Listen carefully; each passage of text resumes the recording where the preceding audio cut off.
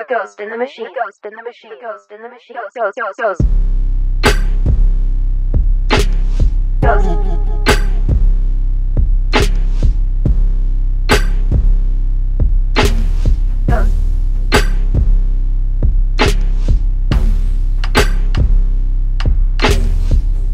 The Ghost in the Machine is British philosopher Gilbert Ryle's description of granitic heart-mind-body dualism. Ryle introduced the phrase in the... Hey guys, welcome to the lab. We're back with some more exclusive content. Sundaze with the Clink Room, episode... I forget now. We might be at 15, we might be at 16. But either way, entire world featuring Austin Gray. Austin, how you doing today? I'm well. Thank you very much. How are you? Good.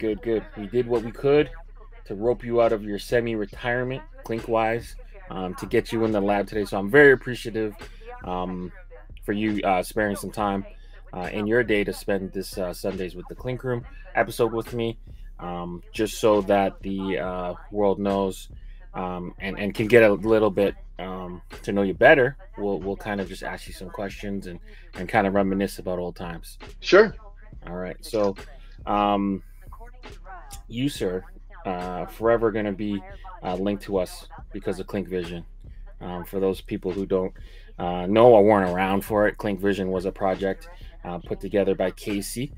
He tapped the Views from the Vault guys on the shoulder, and we kind of linked up with different artists. We gave them concepts, and they came out with some killer hats. Can you talk a little bit about how you got started working with the Clink Room? Well, I wasn't really even, like, I'm not a huge fitted collector, and I was when I was like 12. And if you're a parent, you absolutely should not let your kids buy fitted hats when they haven't hit puberty yet, because I outgrew them all by about 16, and then only started to get back into fitteds in probably 2018 or 2019. And I remember Hat Club had posted, I want to say, the Ferals by Jamuka, and referenced Clink Room in the email they sent out, and I had no idea what that meant, and then went digging into it and thought it was incredible. But by that time, it had been dormant for several years, and just sort of felt like, that sort of thing had passed me by. And then when the pandemic hit and they brought it back and I got the Hat Club email, I was pretty thrilled, that something like that was going to come back. I'm a freelance. This is what I do for my day job, and I lost probably a third of my business in the pandemic, which isn't terrible, but it wasn't great. And I had a lot more time on my hands and, a lot less income. So I was also watching like BBC World at the beginning of the pandemic, and so I was watching everything unfold from Italy to New York, and then my wife was like, "You have to find something else to do." More productive. Yeah. And so I started submitting, and it took a little bit to kind of figure out what it all meant, but that's how it should work, like trial and error, and you get better. And so that's how I got into it and had a nice run. So. I mean, you probably have what I would say the most slept on design, which is which one? To me, Vandals. I don't think. Well, yeah, no one knew how it was gonna embroider like that. Yeah. And then it was one of those things where it became instant regret when you saw other people post it. I don't know the final number of how many it sold or how well it did or didn't do, but like me as a collector, I was like, I was in shock. I was like, because I used to sell hats by pre-order, like, and I would, like, kind of like not mock people, but like, people. I would show the mock-up, the hat comes in, and then, people come like, "Oh, I wish I got into it." I was like, "Oh, well, should have trusted me." But like, your one made me like stop and think like, "Fuck, I really missed one." I think it was a pretty tough week. It was probably the like fourth coolest design that week. And, mid or early 2020 or summer 2020, there was bangers every single week. Yeah. Like 6 bangers. And I had just come off of Murder Hornets, which sold a ton. And like even like relative to my other hats, like outsold a lot. And then so Vandals came back and I got the sales totals for it. And I was like, man, nobody bought it. And so, you know, I got a little sneak peek of the proof of it, and Casey was thrilled months before it landed. Yeah. And so yeah, it turned out great. So yeah. What did you think of the recolor? Okay, so for me, I don't love the bright color of it. I thought that was a little counterintuitive. Like, he's supposed to be sort of night oriented. I mean, I don't hate it. I bought it, but yeah. I don't hate it either. It gave people a chance who missed it a chance to get it, and he still kept that like original kind of like fuchsia pink, hot pink color. Mm-hmm. But I kind of wish it was all black. Yeah. But you know, it, like I said, it's different enough too. So if you got the original one, you have a chance to get this one, and it's different. It's kind of one of those things though, where since no one bought the original, you'd kind of hope for something a little closer, I think. But maybe we can put in a word and do something about that. Yeah. But that's a story for another day. But like originals, to me, that was the original sleeper. Like, man, I really missed out. But I think you put it #1 that year for customs or something. So I'm pretty sure, yeah. Like to this day, it's still on my hit list. But getting back to it, can you share a little bit kind of about your creative process when you're like designing hat concepts for the Clink Room? You try to notice everything, and so like, if even the slightest thing pops into your head, then I keep a running list in the notes app, and whether that's a turn of phrase or a song or some little cool animation that I saw or a piece of graffiti, anything like that, then it's just a very half-baked thing thrown into a notes app, and then I'll come back and revisit it and maybe combine a couple things, multiple concepts in my notes app. As far as like sketching, I keep things pretty loose and I do it pretty old school, very much a pencil and paper guy. I don't get that far down the road in my sketches. Like if you look at Casey's sketches, they're like fully fleshed out before he puts them into Illustrator or anything. I really just want to get the bones. I'm really comfortable working in Illustrator, and so anything from there, I'm fine to just tweak in Illustrator. I don't need to sort out all the details. It also kind of bothers me when I see people post sketches and the sketches end up looking better than the final product or the final design. I don't want to be that, so yeah, I want to sketch enough to know that it's going to work or it's not going to work, and then bring it into Illustrator. So I think it really depends on like what you grew up doing first. So there's like a lot of artists that have to work on paper first, like just to kind of regurgitate all that information on the paper. And then maybe if you're like a younger artist, like your first move would be to just go digital. So I guess it kind of depends. Yeah. Because I've seen some artists not even touch the paper, but then their first, I guess, like their first draft is on an iPad as if they sketched it. And then when they're just relining it and adding texture and vectorizing it, it just gets crazier and crazier and crazier. So yeah, I guess it kind of depends on the process. But for I'm not a big highlight and shadow guy either in my designs. And so it's not like I need to work that stuff out in sketch form before it comes into Illustrator. So I feel like people who are really illustrators are going to want to sort a lot out before they start working in Illustrator, the program. So how do you tackle that challenge? Like, so basically balancing like practicality versus like aesthetics when you're kind of like trying to do like a wearable piece of art. Like where do you kind of I think I'm probably not very good at practicality. Okay. Really? Like I think a lot of my designs I've probably, if I had a little more knowledge about how the embroidery process worked. Like I think Tropic Kings actually turned out really good and it's really detailed, but I probably could have scaled back some of that stuff and just didn't because I don't know enough to do it, I guess. So yeah. I could stand to be way more practical than I am. I think I think in terms of like trends though, you kind of set the mark Ghost. I'm talking about Ghost in the Machine. So for those who don't know, that was like basically turning the lights off. It reveals like a hidden message in glow in the dark thread. I think like to me, I credit you to being one of the originators of that kind of trend within the Clink Room, just having something hidden in plain sight. Can you kind of talk a little bit about that and what your inspiration was for there, and then how you came up with that kind of concept? I am a sci-fi fan. Like I have, I don't know, like 30% nerd to me. not that much, but I think most hat collectors have a big percentage of nerd. Yeah, and so like as a sci-fi trope, I like Ghost in the Machine, and it's a cool little phrase too. And so I had done a couple different sketches. One of them was like an old Apple IIc monitor kind of thing that would have had like a pixelated ghost on the screen or something like that, and just didn't. It wasn't going to work out.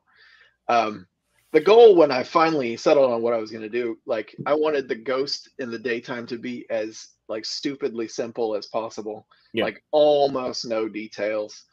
It actually kind of bothers me when people say that it looks like a Pac-Man ghost, because I feel like I work pretty hard to not make it look like a Pac-Man ghost, and it's never enough. Like even strangers who stop me ask me if it's a Pac-Man ghost. Yeah. And so I wanted there to be a real contrast. I'm looking at it right now, just for people who are. Yeah. I wanted there to be like as much contrast between the like lack of detail in the daytime versus like an overwhelming amount of it when you turn the lights off, and to reveal a ton of details. And you know that it turned out at all is pretty impressive, because there are a ton of details on it, and it's pretty flat, but I'm okay with it being flat like that. The payoff is pretty good, I think. Yeah, just the ingenuity, I think, on your end to kind of think that far out the box, and then kind of spawn this new like genre I've had almost. And I think it probably was the first glow in the dark Clink hat. I think that's what I'm thinking. Like I didn't. It just stood out to me so much by like some of the different aspects you're talking about. Like it's just so simple. You look at it like, yeah, whatever. Yeah. And then because Clink is just so used to there being like 4 slides, or like on the picture like four pictures in the carousel. Yeah. But then like you clicked it and you're like, hey, there's one more. And you're like, what the heck is it? Oh, okay, I see what he's doing. So, it was pretty confusing in Critz too. Yeah. Because there wasn't really a great way to show glow in the dark at the time, and so everybody thought it was going to be a black and gray like split down the middle. Yeah. And so I remember that. Yeah, I remember that. It was confusing, but I think after they started doing with this style of hat, there's just a whole separate 2 slides. So there have been some good ones. Yeah, I'm not that big on the ones where there's not that much of a reveal, and just like certain elements of the design just glow because they can, because it is a gimmick. Like glow in the dark is a gimmick. It is, but like it's just got to be used. I guess with you want to reveal. Yeah. I think your one for me stands tall because it's like the first one to me. Another one that comes to my mind is TJ's Good Kitties, because it's like the one, and that's a great reveal. Yeah, and then Jason V's got the hair wolves. So yeah. And then it turns into it took me a long time to get what was happening there. Yeah, but it's really good once you see it. It's like damn. But so I guess if for people who don't know and people that get bored of the glow in the dark stuff, they could blame you. For people who love it like me, we can give you your proper flowers. So well, thank you. Good on you for that. In terms of the community, so there's like a lot of like Clink is basically built on community. So what role does like community feedback play into your design process? Like, do you incorporate it into your work? Do you design a little different because there is such a community aspect? I would say I don't feel like I play to the gallery, or that I ever have that much, in the sense that like I don't want to put a skull on something just because it's going to make it get through Critz easier. At the same time, you don't want to spend any time on something that is not going to have any chance, Yeah. So somewhere in there, I think, is a good concept. Like you don't want to be the 40th astronaut design, you know, but you also don't want to do something that's so far out of left field that it's never going to get through crits, because, you know, crits matters. The voting matters. So, you know, people will come with collab ideas that are just so off the wall that they're like, no, there's no audience for it, you know. So it's a combination where you can't pretend like there's no audience, but at the same time, when that's your only focus, the work's not going to be good. At least not for me. Like, that's fair. Yeah. Would you say would you have any advice for aspiring artists or designers looking to get involved with these types of collaborative projects? You know, you don't have to say yes.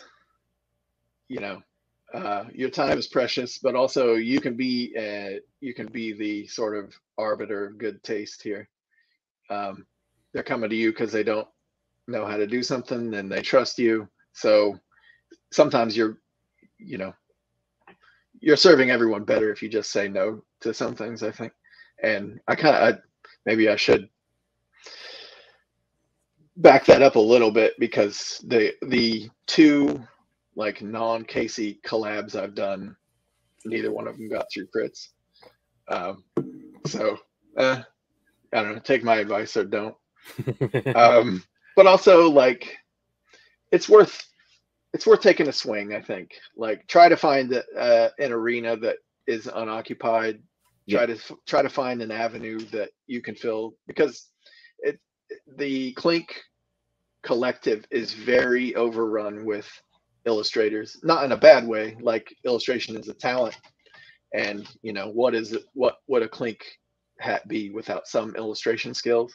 But you don't have to be that great of an illustrator. I am not that great of an illustrator to come up with a pretty good, solid design. You know, if it's a good logo.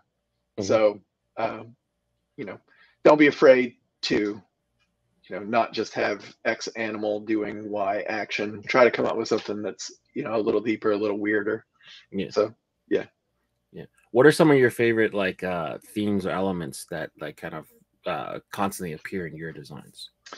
Like I said, I'm a sci-fi fan, and so there's like there's the artificial intelligence one where it's like a cyborg kind of thing.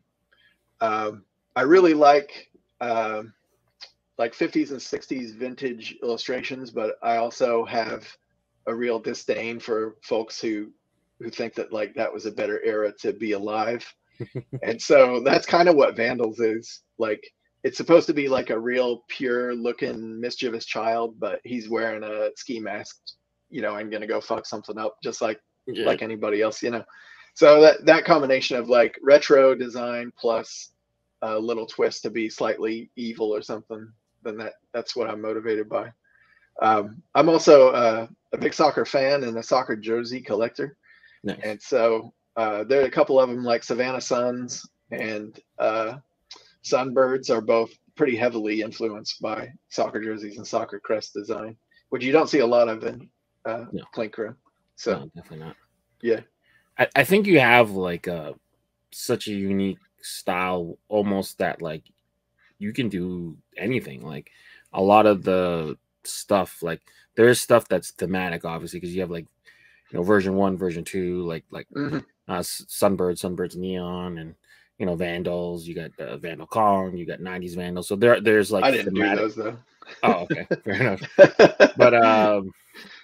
But yeah, so, you know, like I said, my day job is as a graphic designer, and specifically I do a lot of logo design. And so if I had one style, I'd probably go out of business. Okay. You know, if all of my logos looked the same in a professional capacity, that's going to cut the people who want one of my logos down significantly. And so versatility is the name of the game in my day job. And also, like, I just don't want to bore myself. So I try to do different things, and some of them are successful and some of them aren't. But, you know, I've got some fairly illustrative ones, and I've got a lot of really simple ones that have a little different payoff. So would you find it hard to kind of rank your babies? Like, do you have favorites? I suppose you could rank them by. You could rank them by how much I wear them. Which number one is probably the Fury. Okay. Maybe the proudest I am of one is probably the Airborne one, which is the letter A with the feather in the middle. Mm-hmm. That one's a very. You want me to grab it? Well, I could. Yeah, if you have it. I got it. Yeah. I keep them all close. This one is one of your more simplistic designs. Yeah, it's good. And there also just aren't a lot of logo types or like letter letters. forms. Yeah. And so to be one of the only ones, and I think it's a really good logo. It's just maybe not a great Clink logo. The embroidery is surprisingly good on it too, for as simple as it is. I say a lot that Casey's embroidery skills unmatched, but also they really shine in like solid blocks of color that he's allowed to fill in certain things. Yeah, because I think he tells them the direction. Yeah, because like that A looks like there's 3 streaks in right. It. Yeah, it's not a simple, fill. And, it's almost like he's building sculptures out of thread. Like there's some cool little divots in the feather too going up it, like and it's nice and raised. It's a really good hat. So yeah, I like that one. Yeah, that one a lot. You kind of have like to me an unofficial spot in the Clink Vision Hall of Fame because Mr. Burt Kreischer is known to wear your Arctos a lot. Yeah. That's like the only one I feel like he picked up from the pack, even though I think the pack is strong. The pack is solid. Yeah. But I don't know. He's got a bear thing. I think his podcast is something about bears. So 2 bears, 1 cave. Yeah. He's, it makes sense. So, but it's nice. Yeah. He's got a couple of mine, which, it's pretty cool. Yeah. It's like a rare kind of weird badge of honor, but like he's like a super fan. So yeah, he does have a ton of hats, so you can't like the smell of your own farts too much about it. But I think he wears them a couple times and then just gives them away. I think so. I'd be surprised if he gave away a lot of Clink hats, but yeah, because I know I've seen him post stories like, hey, for instance, if you're in San Diego, give away free hats. They're size 8 though, so. Whatever. He is a giant. Yeah, but for me that's my size, but I'm like, I'm nowhere near San Diego. But can you talk about some of the challenging aspects? So like what would you say are some of the most challenging aspects for designing hats, and kind of what do you do to overcome those? I mean, honestly, the biggest challenge is probably crits. Okay. I think man, it sucks when your design eats shit. And I'm like probably 50-50 going through crits and having them cast aside, which is a pretty good number. But it still is like, man, what a way to spoil a Monday. Like, and at the same time, like maybe you want to change a design to get it more likely to go through, and that's totally fine. Usually by the time I'm done with a design, I don't want to look at it anymore, and I don't really want to spend any more time on it. And so if it dies, then it dies.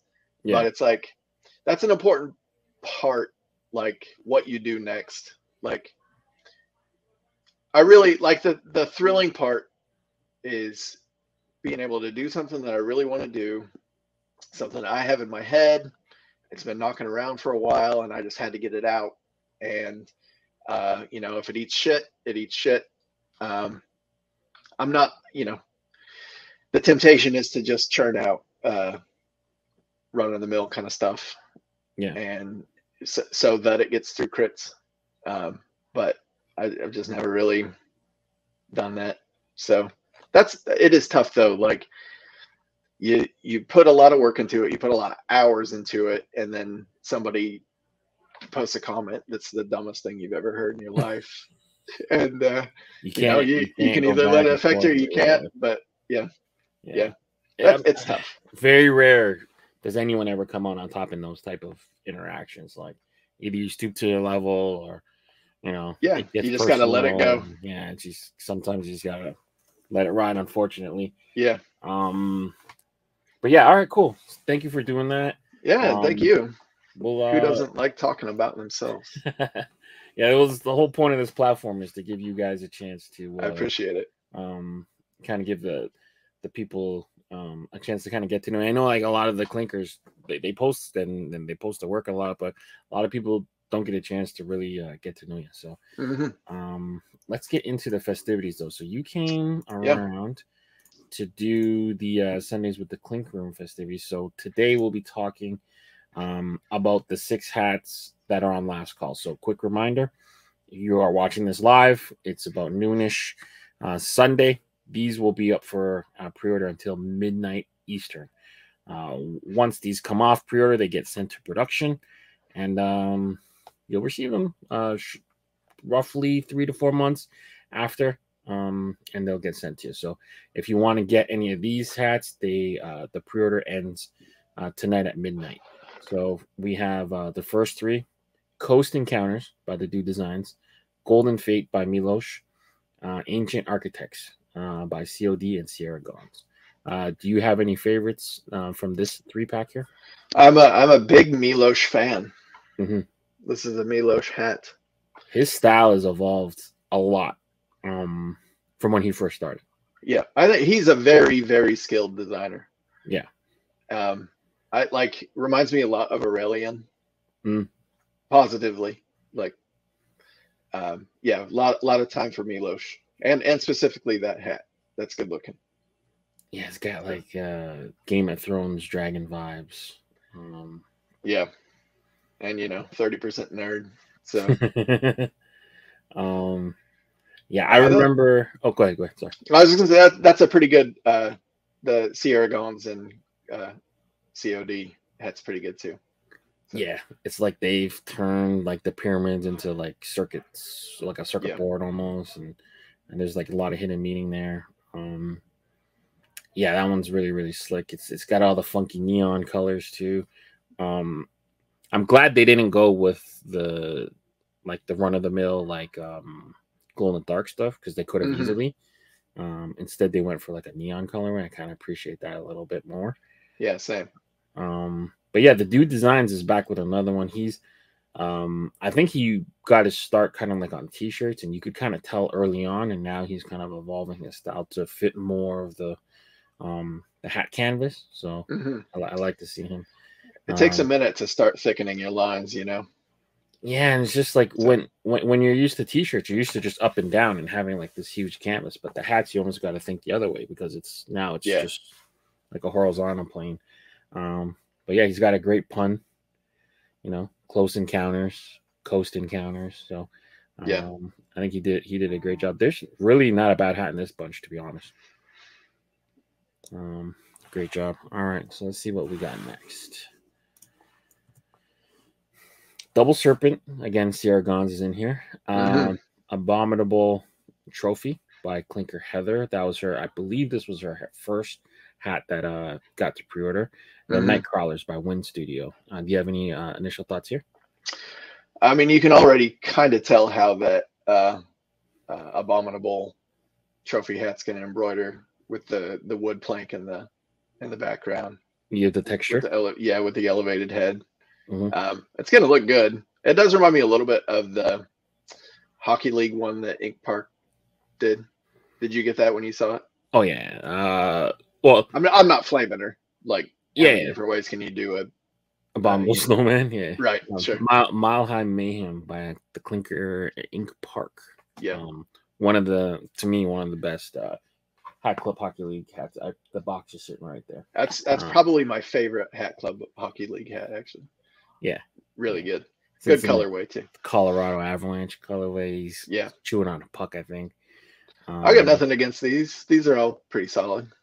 Yeah. My issue a little bit here is the Nightcrawlers reminds me a lot of like the Scottsdale Scorpion logo. It is flipped and facing the other way. Yeah. There's a little bit of a drip added onto it, but it's not like dramatic. The colorway is what really takes it there, I think, or at least seems very like Phoenix Coyotes color kind of thing. Yeah. So, yeah. But the art is good, and I cannot argue one bit with the art. It just reminds me of the Scottsdale Scorpions. But yeah, solid offering. If I were to pick a 3, I'd probably pick the first 3. but nothing egregiously wrong with these three. So I agree. All right, let's see what is up for Critz. So now we'll be covering the 10 hats that are up for Monday Morning Critz. You haven't seen them, so let's take a look. Diabolical. Dragon roll, like a good pun. Clinker Matt Bell. What do you think? You know, I don't like puns and I don't like food hats, but this is actually pretty good. Yeah. I do like sushi, so. Wait, you don't like puns? I don't like puns. You won't find any puns in my work. Interesting. Okay. Right. Yeah, I don't know. I do like. I like the colorway, and you know, the one thing that you hope from any food hat is that it doesn't look gross, and so this looks good by that token. So I mean, probably not for me, but it still ticks a lot of boxes of things that I like. So yeah. I think I don't know why I'm goofy like that. I like high level puns. I'm in the minority. Well, I don't know what Clink Room would be without puns and plays on words. But yeah. And it's good timing too, you know. Next year, Chinese Zodiac year, the dragon. So this works too. It might deliver by next year. Yeah. And then he's kind of borrowing like the Miami Dolphins colorway, but it has nothing to do with the Dolphins, so it probably will get approved. Might be kind of cool if the dragon head itself was also made of sushi elements, like if there was like roe for his eye or something like that. Cool. So maybe carrot or something. Yeah. Wasabi nose. Take it just maybe a little bit further than it is. Yeah, maybe wasabi nose or You could do like a drizzle of something on his back or something. I don't know. Oh, like a soy sauce, maybe. Yeah. I can see that. Now you got me thinking. Now you got me hungry. Pickled ginger. Yeah, sure. Sure. Like, but you see what I mean? Like, it's the only part that isn't sushi related. So maybe you could take it just like it's at 85%, and you could take it to 100. I think if you try a little harder. It's tough, right? Because the dragon head needs so much detail. Yeah. But when you have such a big body, you got to shrink it down. So it's like now he's kind of got the head as almost too small to really have the detail. So I don't know, maybe he's got to play with the illusion a little bit more. But if you shorten it all, now all of a sudden it's not even really a roll anymore. Could put the head in the foreground, like flip it so the tail's behind them, and then the head's where the tail is now. Make it a little bigger or something. Pump it up and then make the tail really small. That would be a good idea. Yeah, he almost has like dog elements almost. He does look a little furry, right? Yeah. But all in all, Falcor, the luck dragon. Yeah, but all in all, I love the concept. I think it's fun. It reminds me of those kind of tattoos where people chop up the snake.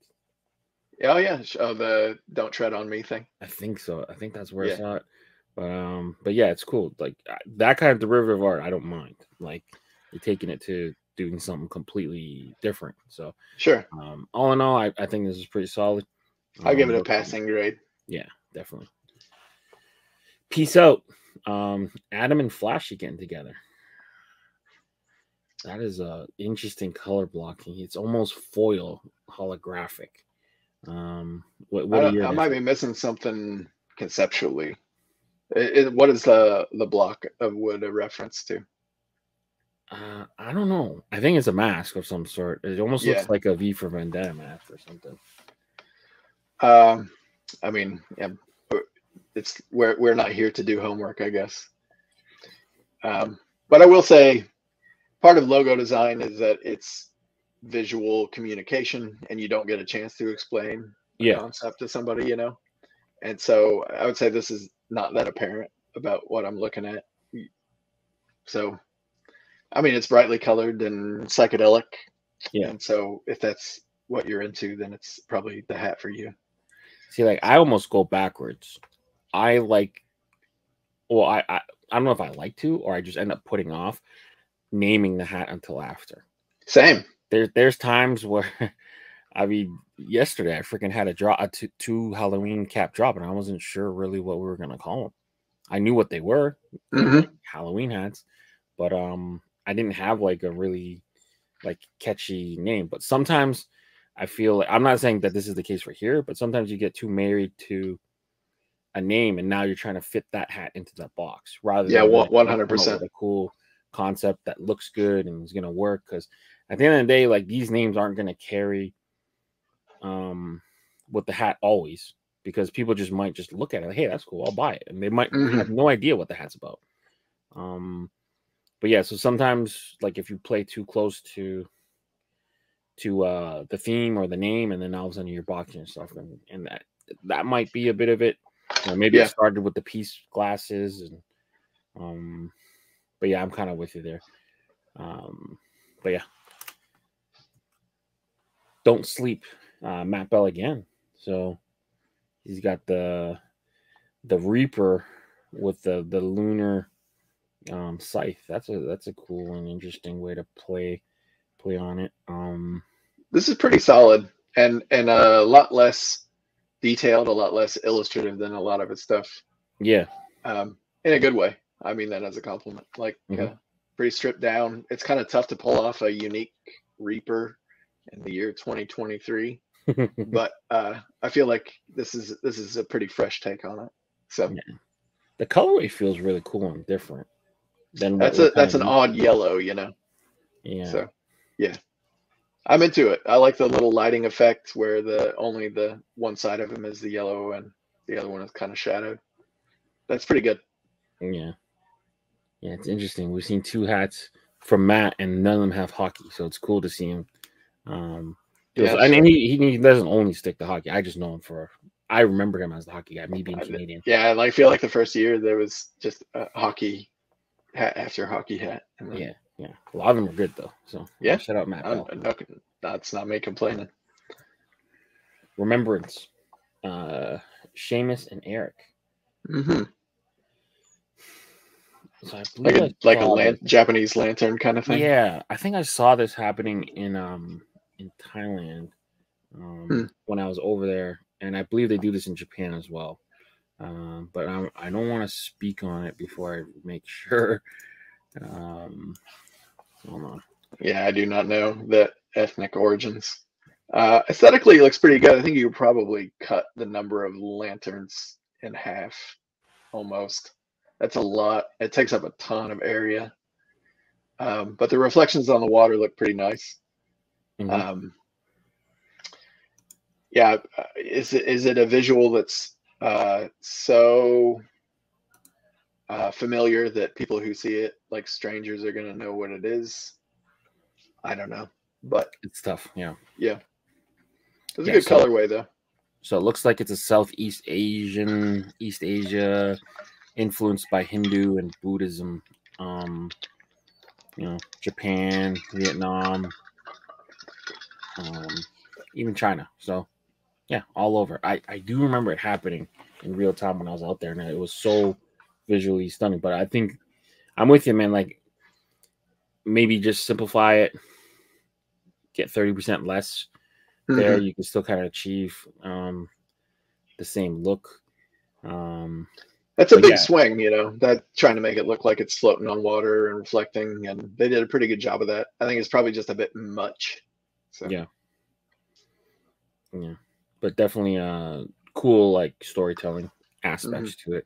There's a lot of people that probably have no clue. They look at it and they have no clue what it is.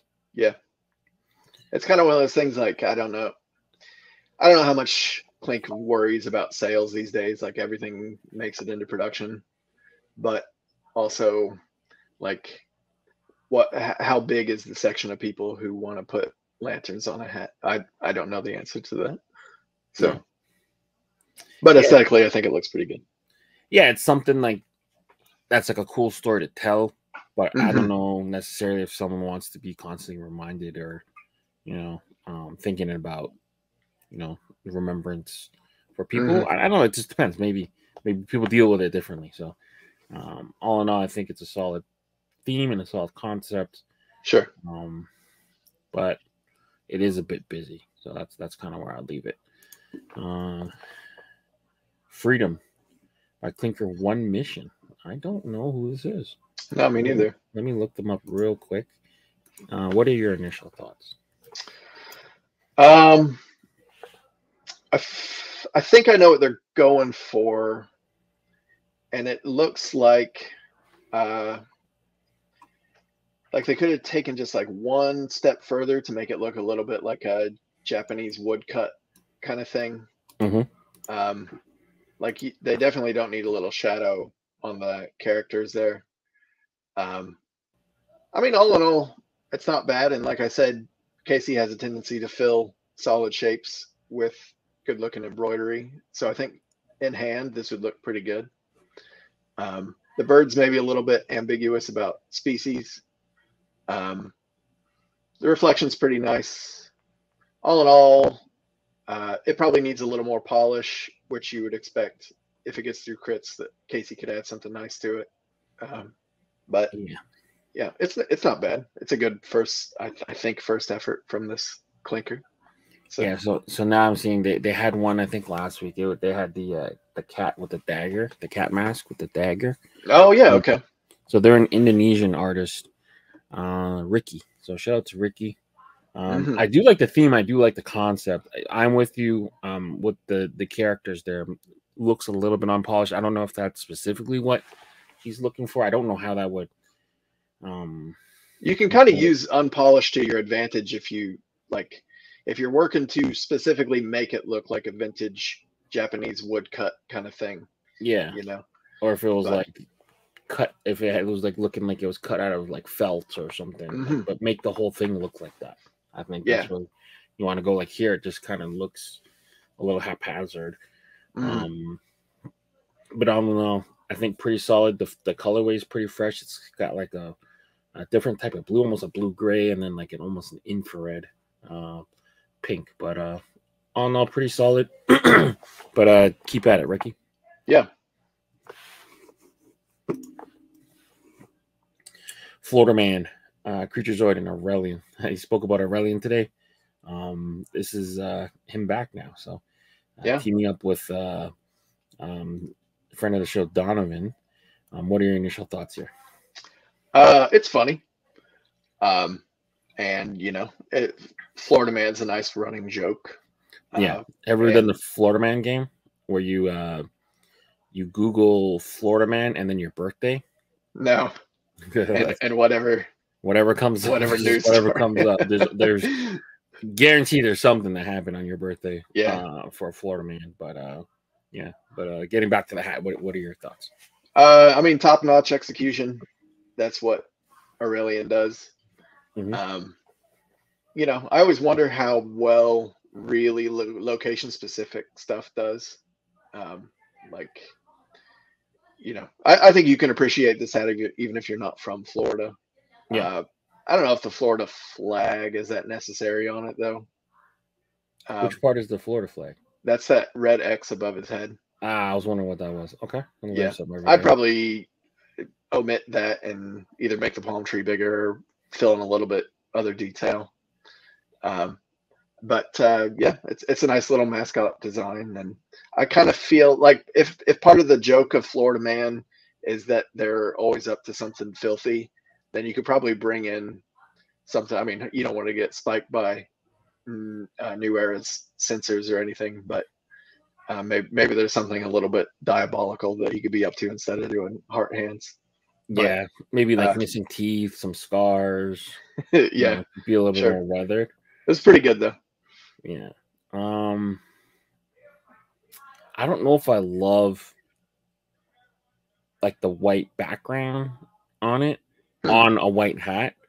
I'm just thinking like coloration. I think there isn't much of it. Like if you're gonna do that, then like it kind of brings in question on why you need the circle because there's nothing really holding it in. Are those? It does kind of feel like you could get rid of almost everything except the gator.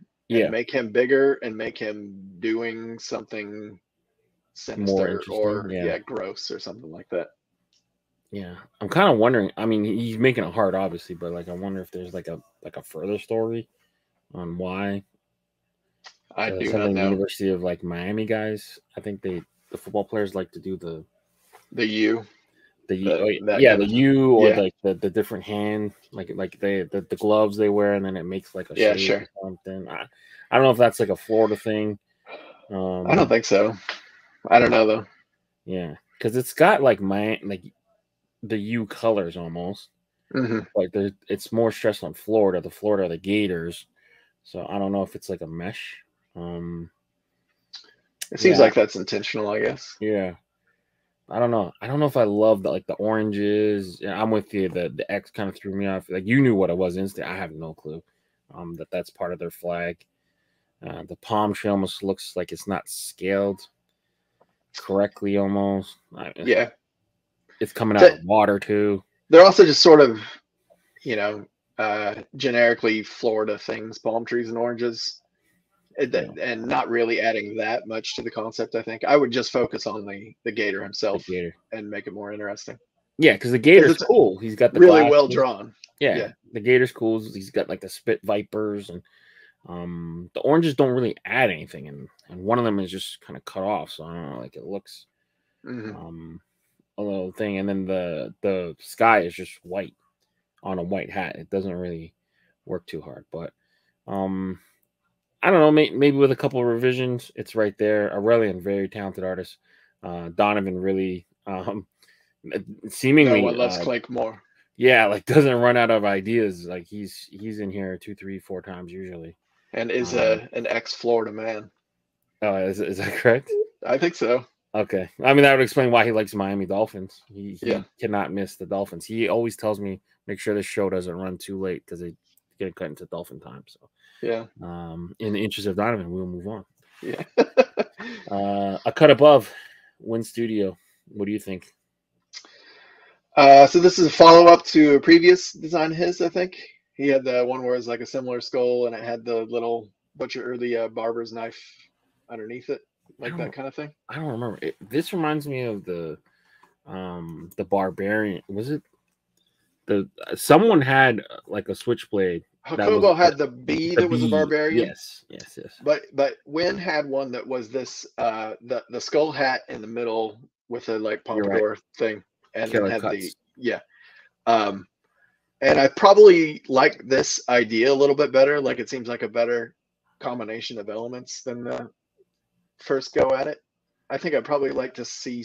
I mean, I don't know how you would achieve this, but like a way for his blade to look sharper or something like that, like more blade, less skull. It's also really short, like I mean, some of that's just a medium here, but it looks like a pocket knife instead of a barber's like straight edge. I don't know how he would have done that. Maybe there'd be a way to just see like either like a hand holding the blade and then the skull comes in the reflection of it, rather than him being the being, because like now he's just flying closed or something, right? So he's just reflection is kind of an underused mind of Clink stuff. There's not a lot of things reflected in other things. Yeah, you could do something interesting there, I think, if it's a blade with something showing in it instead of the head itself. So yeah, because all he would be doing is just closing. Okay. He's closing himself. You could just see his eyes or something. Yeah. I think there'd be kind of a way to possibly do that, maybe, but it is a cool follow-up to his original Killer Cuts. I totally forgot that. It was a really popular hat. This will probably get through crits if I had to guess. You think so? I think so. I'm with you though. Like now that I'm thinking about it, that part of the thing isn't even sharp. No. Yeah, it's awkward. And not really a much fault of his own. It's going to be tough to get, as long as you'd expect that blade to be in the format of a hat. So, yeah, you're right. All right, let's see if there's any more. This might be it. Oh no. Oh, there we go. All right, more hockey. I like it. Beaver hockey. Clinker tried up. What are your initial thoughts? He's lovable. I really like the not mean illustration style, like the retro happy character kind of thing. It's a little bit of a challenge because he's got the hockey stick across his belly, but you'd love to see either a different way to make him look Canadian or make the maple leaf bigger. You could put him in like a red and black flannel or something. That'd probably embroider really well. Yeah. And read Canadian. What do you think as a Canadian? As a Canadian, first thing that sticks up to me is his beaver tail got to be a different color. I feel like. Yeah, sure. Another way to get the flag off is maybe, I'm with you. Maybe give him like a flannel jersey and not worry about the leaf there, and maybe give him like a trapper hat or a helmet that has it. Something, you know. It'd be kind of funny to have a beaver wearing a trapper like helmet, an animal hat. trapper hat. Yeah. So, like the irony of it, right? Yeah. It feels like, is this foot pose borrowed or an homage to an existing NHL logo or something, where it's like the front it feels foot like is like a sideways. standard, like a standard hockey card pose almost. Yeah. I don't know. The familiarity is probably working for it here, but yeah, kind of like the penguins always have like the shooting penguin and stuff.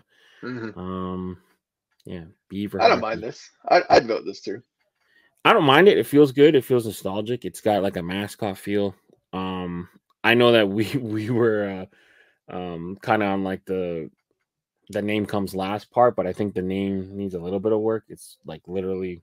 It's literally just a beaver playing hockey. Yeah. So I think that it'd be kind of even funnier if the name was Beaver playing hockey instead of Beaver hockey. I almost would like that name better. Beaver I would too. Yeah. But yeah, like it's right there. I know that flag's not going to embroider well at that size in that placement. It feels like it's almost kind of just slapped on. The Blue Jays did a cool thing a couple years ago with the Strongbird tee. They just made it like his tattoo, you know. Having it there. That logo. You don't like that logo? I can't stand it. It's like my least favorite MLB logo ever. Oh wow! I didn't like it at the time. The ball. I didn't like it at the time. Now I find it pretty nostalgic and fun to play with in terms of like making hats with now. But I had the same feelings about the Raptors and stuff like that. I didn't like it at the time. Yeah. But now I'd like almost give anything for the Raptors to either to go back to that or rebrand to the Huskies. But that's a story for another day. But, sure. All in all, Beaver hockey. I can't argue. Canadian, get more beavers on hats. It's our national animal for whatever reason. It's a good smile. Yeah, solid. I think he just needs to add a little bit more textures into it. Now that I'm looking at, if I was just looking at just his head, I wouldn't necessarily think beaver. I don't know. Almost got like a little bit of cougar in him. Maybe a little bit of prairie dog, maybe. I don't know. Doesn't scream. Beavers are really ugly looking animals. When you really break it down, but they're very rat-like. Yeah. Oh, I'm pretty sure they are part rodent. I think. Yeah, I think they are. No. And what the hell? Chewing down trees is crazy. But beaver hockey, here we are. It's funny, right? Like hockey players are known for like losing their teeth, and the beavers probably have like some of the strongest teeth in the animal kingdom. Maybe there's something there. Gila, Brad and Levy. Are you a fan of the silhouette scape style hats? I know they do well in they do sales. And it has a lot going for it because people are going to love a sunburst and a desert scene. Colorway's pretty solid too. I'm kind of the opinion that if you're going to do the silhouette, then you want to have a little bit of an Easter egg there, I guess, where part of the silhouette is going to make up its eye or its mouth or, something like that rather than just being a silhouette. And maybe that's kind of what they're going for with the eyes, but you wouldn't have two moons or suns, I guess. I don't know. I can see this doing quite well. It's not my cup of tea necessarily, but yeah, I'd want to add either like more dimension to the Gila monster so he looks a little bit more less flat, I guess, or find a way to incorporate some of those interior elements to make it seem like they're part of a lizard himself or something. Yeah. So I know that's easier said than done. I know as well as anyone that you can just come up here and say anything. Yeah. But yeah, our opinion counts or nothing. Yeah. I want to like this. I just feel like it's kind of like just too many things just kind of stacked on each other. Like this is just like a clipping mask on a bigger picture. Mm-hmm. And then you kind of added in, made sure like, okay, maybe we'll make sure we're adding the different cacti and stuff like that. The sun is crazy, and there is shadows on only one side of it. It's kind of throwing me off a bit. That's a good point. And then if that cactus in the foreground is backlit, it's gonna be totally black. Yeah, you would think. So, I understand the aesthetic choices that they made, but it's not so logical, I guess. For sure. And then there's like the little tiny one in the front. Yeah, it's tough, man. Like I typically don't love the silhouette landscapey ones, but if done well, like it's undeniable, right? But so I just feel like maybe the silhouette has a little bit too much detail in it that like it throws off the whole thing. Mm-hmm. It being like a little tiny like salamander or whatever, like why is it so big? Like I don't know, because like usually you see like big monsters. I think of like one, I think 6'5" Bold did like the dinosaur in it. You did the Arctos, which is like a mythical giant bear, and then this is just like a tiny like lizard, so we get like a sliver of the view almost. So I don't know, I'm with you. Like I like the color of the hat. I think it's solid. I think the art is good. It's just like I don't know if I relate to the story. It doesn't resonate with me too much. That's all. Sure. Ooh, the Rage Runner, Sheamus and Dick, the Roadrunner. What do you think? This is a pretty cool depiction, and I think it's pretty difficult to make the mottling of a Roadrunner, like to be able to pull it off, and they've done that. I think because I think there's something about like wanting it to be roided up and really strong, and that's why its thighs are just so massive. And I don't think that's necessary at all. Like that's kind of like, like expression 10 pounds of shit in a 5-pound bag or something. Like it's already pretty cool. The streaks are cool. The colorway's interesting. It's not funny enough in the way it's depicted for it to make sense for it to have such giant legs. I guess they just look out of place. Like it looks like a weird looking Roadrunner instead of a joke. If that makes sense. So I would just make them look like regular legs, and I think it's a solid Roadrunner logo. So yeah, I'm with you. Like the legs almost look like they're like a different part of the image. Like if you were just to look at the upper half, without the streaks, it almost looks like he's stationary. Like it's like he's not even moving at all.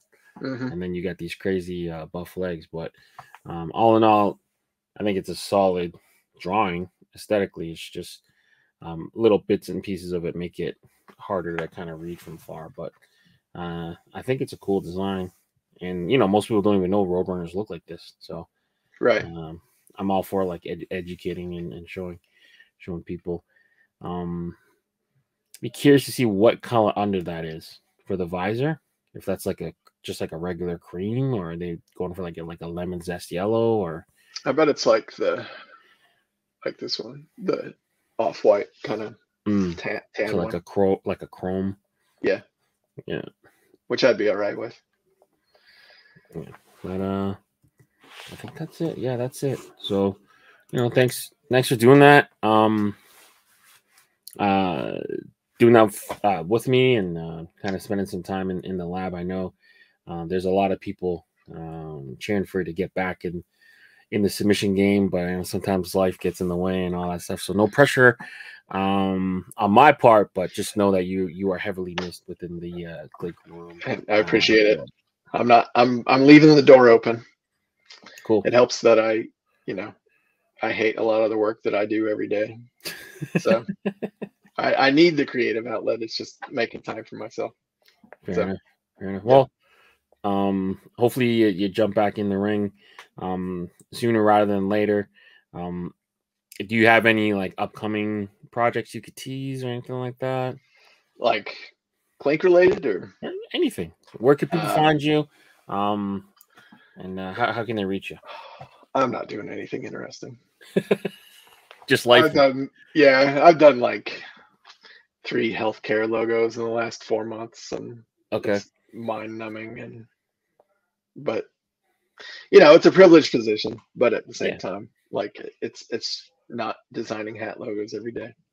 It means which would be the dream. It allows you to advance in life. So yeah, sometimes you gotta make those plays. But yeah, I'm moving, and I haven't told anybody that I'm moving to Philadelphia.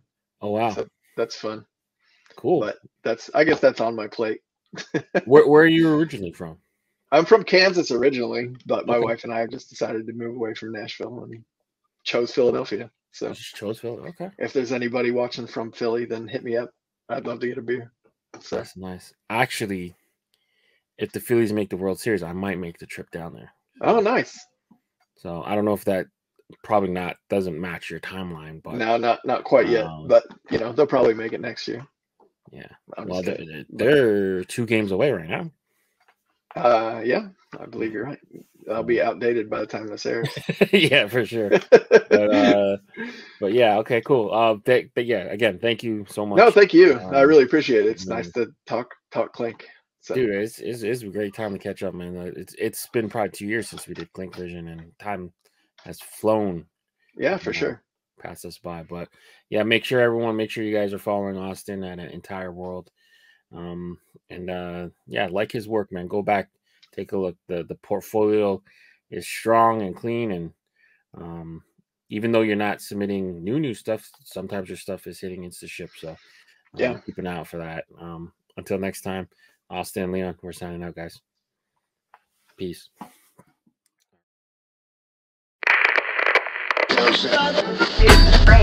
Runs amplified to highlight the view of Descartes and others that mental and physical activity occur simultaneously but separately. There is a doctrine about the nature and place of the mind.